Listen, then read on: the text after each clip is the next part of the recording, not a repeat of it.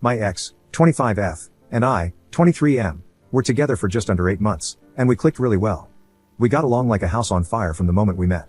We had a lot in common, from our morals and goals to our taste in music. My family? They love her, probably more than they love me. My mom wanted a daughter so badly growing up, and she had 4 sons before she gave up. It was probably 3 months ago now when we were on the couch while I watched a movie and she scrolled through TikTok. Not a TikTok hate post, scrolling can be fun, I'm just more of a YouTube guy. She showed me a video of a man holding his son and dancing to a song. She laughed and said something about how good I would look as a dad, which was pretty weird considering, as far as I knew, we were both child-free by choice, God knows I am. I tried to take it as a joke and mention that it was too bad so sad she would never know.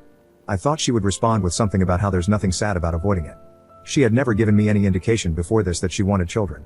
Then she started giggling this evil giggle and said something like, I don't know, it only takes one broken condom, in this sing-song voice that, I'm not even joking, gave me goosebumps.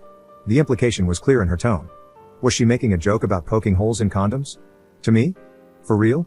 I tried to laugh it off, but it made me so uncomfortable. Like, skin-crawling levels of discomfort. After that, my intimate interest in her was entirely gone. It was like I processed her as a threat or something. To be entirely honest, my libido in general is entirely gone. It still hasn't come back. It feels like it's hibernating or something, waiting for the scary lady to be gone.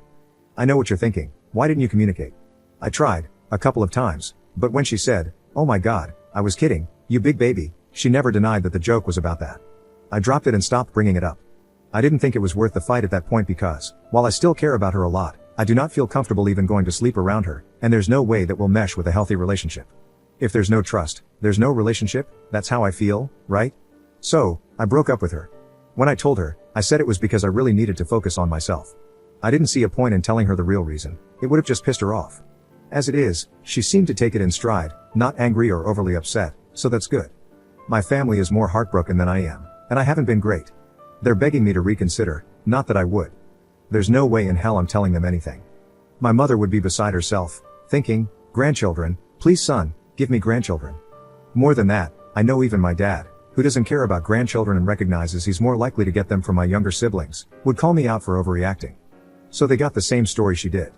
It's frustrating because I know it was just a joke, but it was also upsetting and sad. I know I'm overreacting, but in the moment it felt like my only option, and I really don't want to take it back even if I am. I know you may think I'm paranoid, and I probably am, but I just could not stop thinking about it.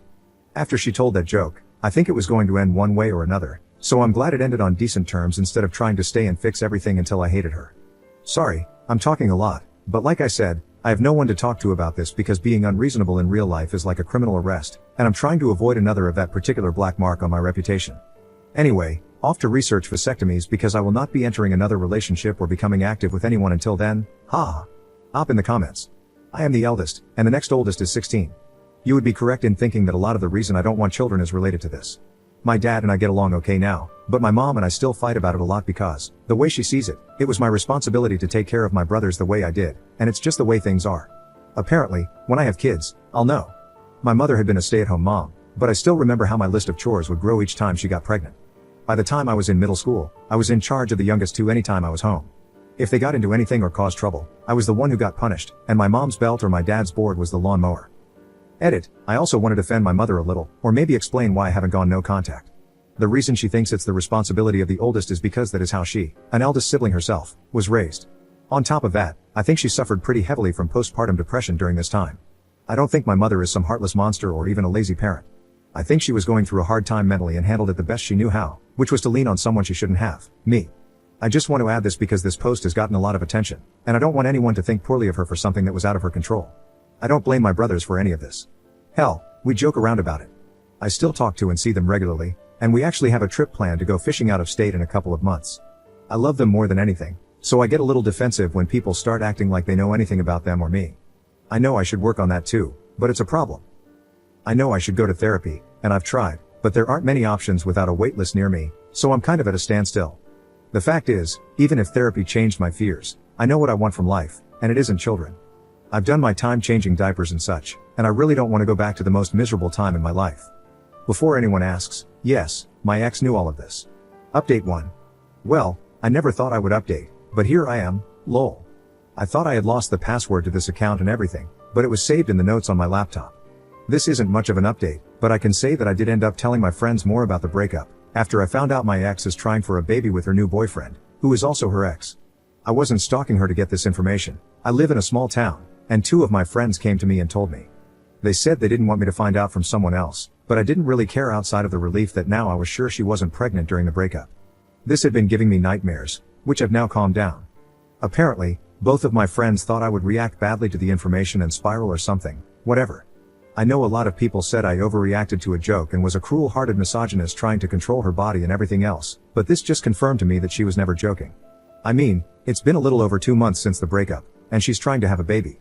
I'm not angry at her anymore. In fact, I'm happy for her because if this is what she wants, good for her. I just wish she could have told me sooner so as not to waste either of our time. I've been working on getting a vasectomy, but as of now, it hasn't happened yet. As I mentioned in the last post, I won't be intimately or romantically active to any degree with anyone but my hand until that's completed. I think I'm lightly traumatized. This is a joke, you can laugh. What else?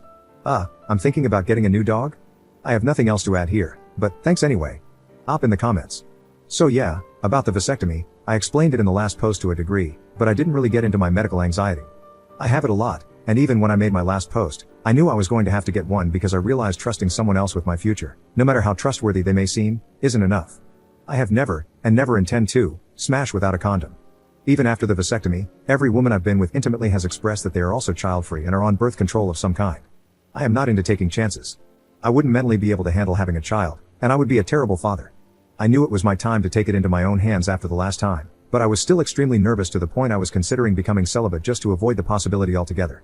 It was actually the men, and wives of men, on Reddit who reached out after my last post and explained that they understood the nerves and they were natural, but that it really wasn't as scary or as painful as it sounds. I am very thankful for that because it helped me get up the balls, pun not intended, to bring it up with my doctor and start the process. Some even gave me advice on how to deal with the healing process, which I have fully taken under advisement. I'm hoping that afterward I feel the same way they do, confused and frustrated with myself as to why I didn't do it sooner.